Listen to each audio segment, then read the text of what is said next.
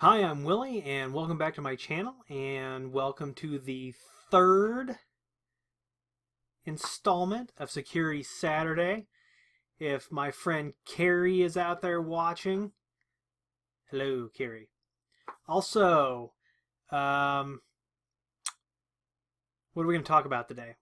Well, there's some really exciting things that happened this last week. Not really exciting, but things that get people excitable, and you're going to understand why here in a few minutes. Let's hop right into it. The first story that I want to cover, and as always, the links will be down in the description, along with my Twitter and Instagram, and also my PayPal donation link.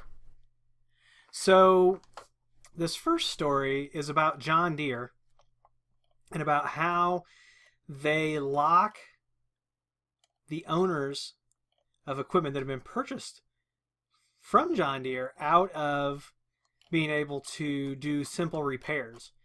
And so what has happened is now there's this black market where people are buying this cracked software from Ukraine, the farmers are, and they are overriding the system so that they don't have to pay some of these fees.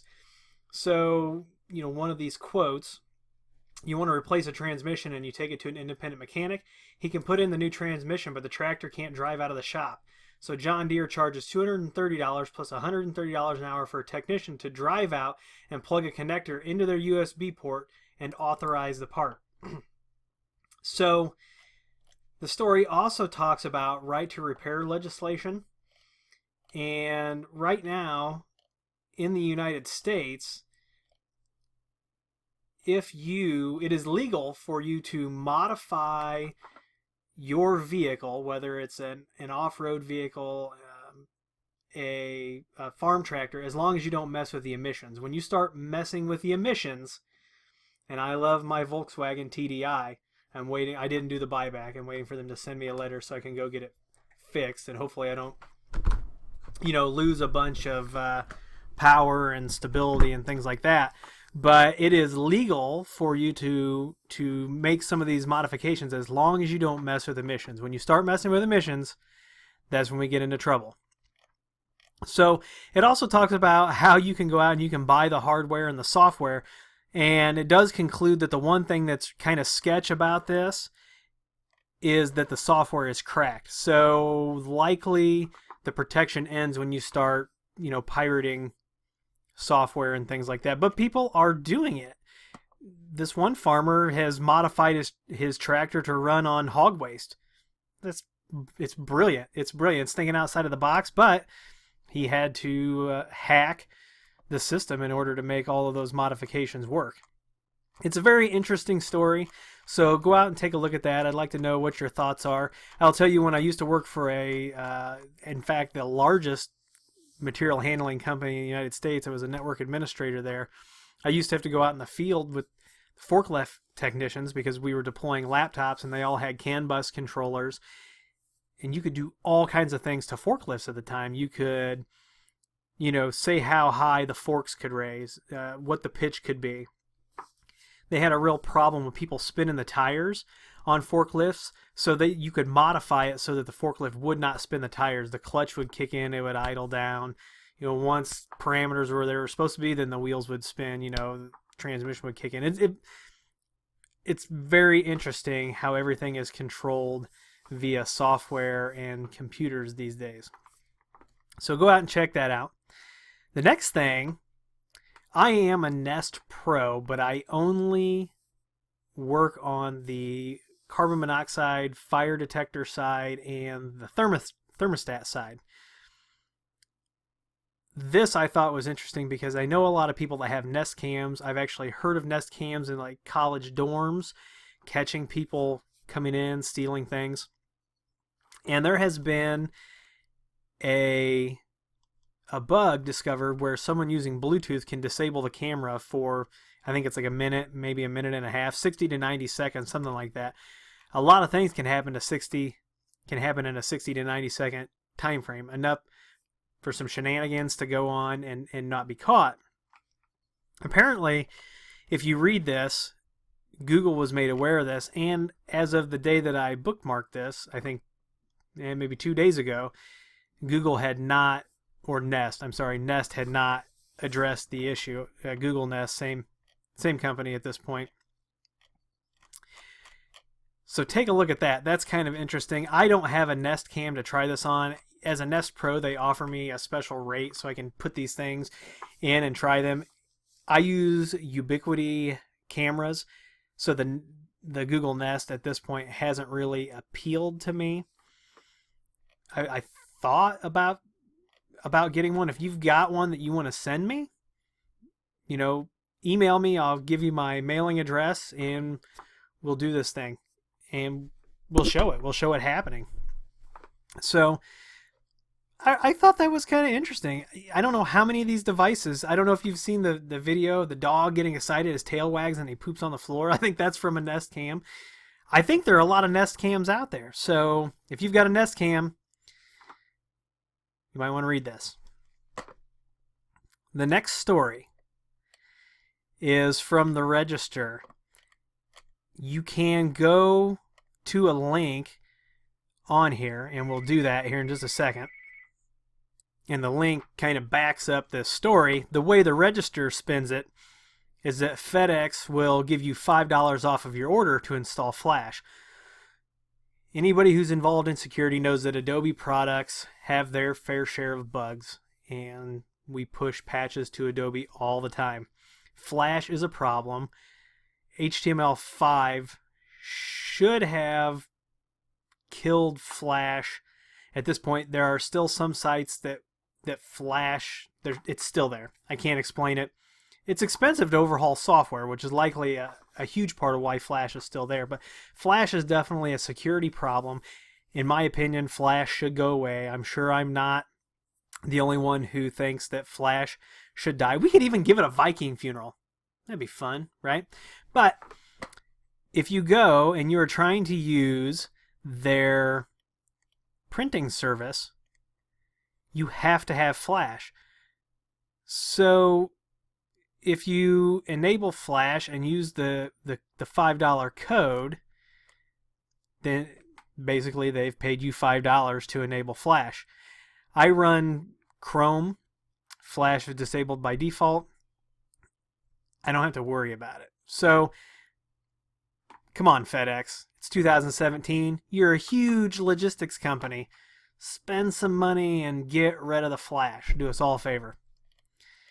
I'll put a link to this, but if we go down and we go to this site that is linked, you can see that the no Flash HTML page is a real thing. They even go as far as to tell you how to enable Flash. So that's pretty interesting. Many of us want Flash to go away. Any of you who are web developers, I'd love to hear what you think about this. The next story comes from Krebs on security. And he talks about how you used to be able to get an eBay fob for dual factor authentication, and you can no longer get the fobs new. I will tell you that it's PayPal. See how it says PayPal there? PayPal still talks about these hardware tokens when you go there. I just went through this. And they still talk about it, even though you cannot order the token. I literally spent a half a day trying to order a new token, and they're not going to give me a token. If I miss something and there's a link where we can still get hardware tokens for eBay or PayPal, I have customers who would love that. So put it in the comments or shoot me an email. But it looks like they are likely going to disable that service.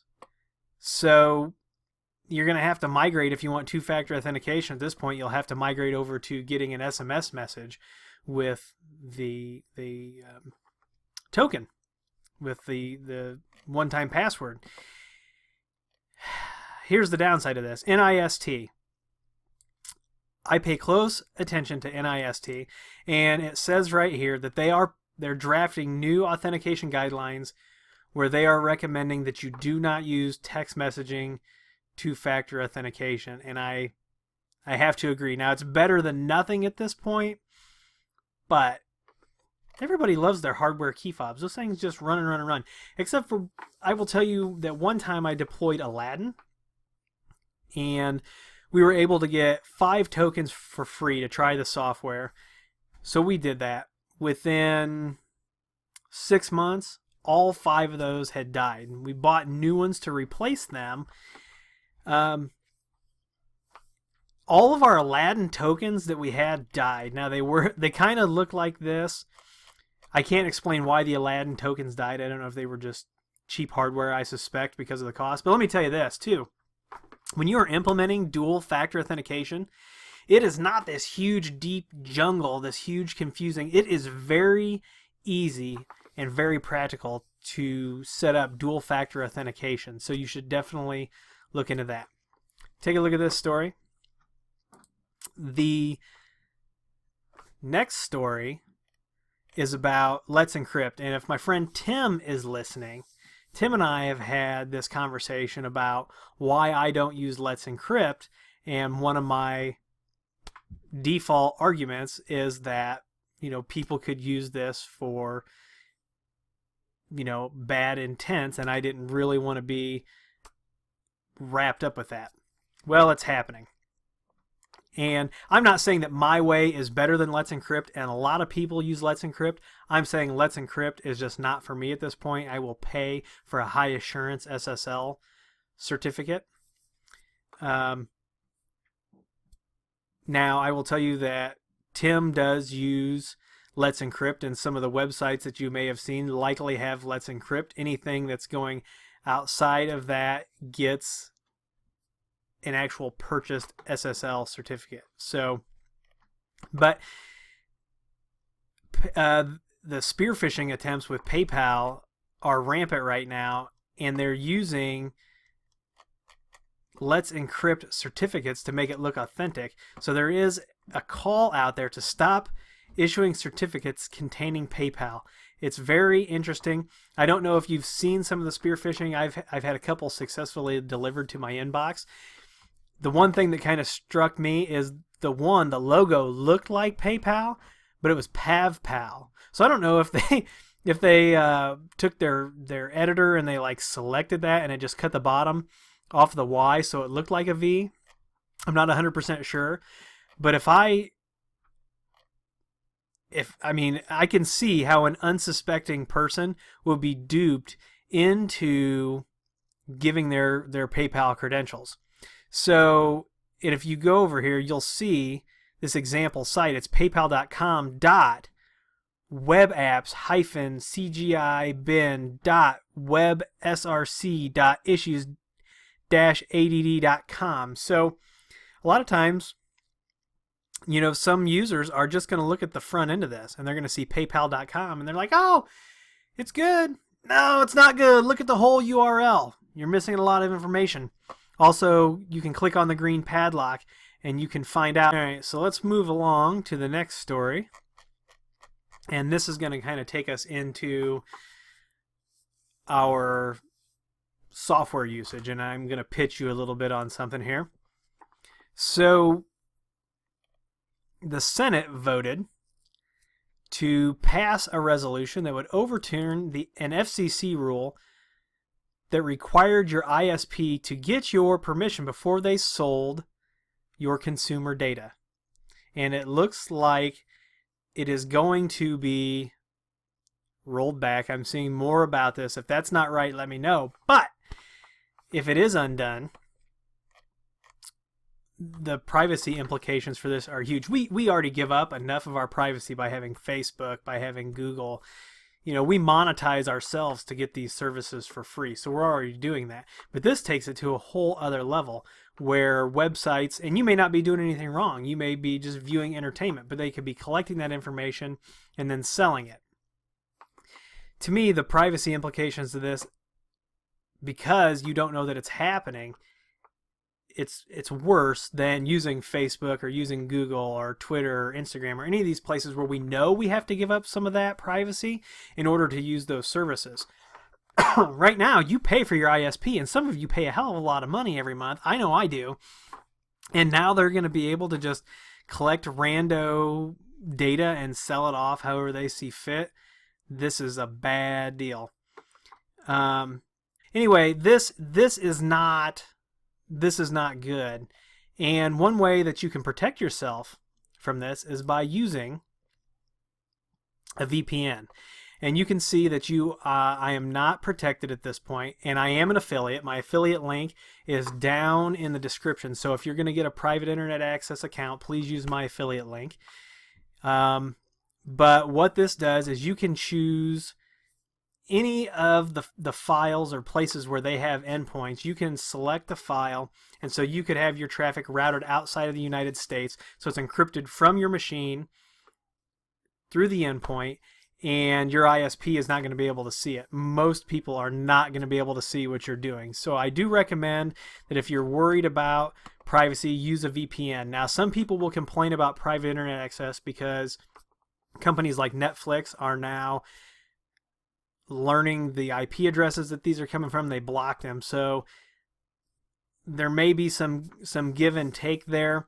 When I look at Netflix, I use the United States catalog, so it doesn't bother me. Some people use proxies to get around, to view content that their region can't view. That's not what I'm using this for. So if I may use this, and I do use this when I am, looking at things that are not media related. So they have clients for, I believe you can get a client for iOS devices, Android devices.